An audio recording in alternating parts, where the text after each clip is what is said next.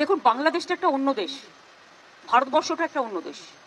সত্যি 100% সত্যি। তৃণমূল কংগ্রেসের স্ট্যান্ড হচ্ছে যে যখনই গভর্নমেন্টে থাকুক না কেন আমরা গভর্নমেন্টের স্ট্যান্ডটাকে সাপোর্ট করি। ঠিক আছে, কাজে আমাদের দিক থেকে আমরা বাংলাদেশকে ভালোবাসি, বাংলাদেশও আমাদের ইন্ডিয়াকে নিশ্চয়ই ভালোবাসে, বাংলাকেও ভালোবাসে। আমাদের ভাষা, সাহিত্য, পোশাক, পরিচ্ছদ সবই এক।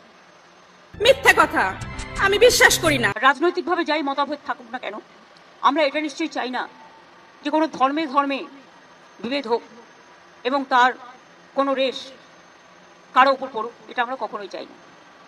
সঠিক বলেছেন।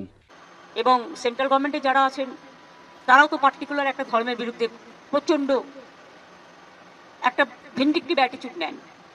इस सज्जन को क्या तकलीफ है भाई? আমরা মনে করি কোনোটাই ঠিক নয়, মন্দিরও থাকবে, মসজিদও থাকবে। এখানে শাসক দল চুপ করে আছি, হিন্দু মুসলিম ইস্যু বাড়াচ্ছে। আজকে তোমার এই যে বাংলাদেশে সংখ্যালঘু মারছে, এখানে বসে মানে কলকাতা পশ্চিমবঙ্গে বসে সরকার মানুষজনকে খুন ধর্ষণ করছে, তোলাবাজি, থ্রেড কালচার ইত্যাদি করে খেয়ে করছে। আজ তো তোমার এই খেয়ের কথা নয়। তোমার দেশে কোনো মানবিক নেতা নেই, তোমার সব রাজনৈতিক নেতা। কোথায় আজকে আমাদের মানবিক নেতা দরকার? আজকে রাজনৈতিক নেতাদের পোঁদে মারো লাথি।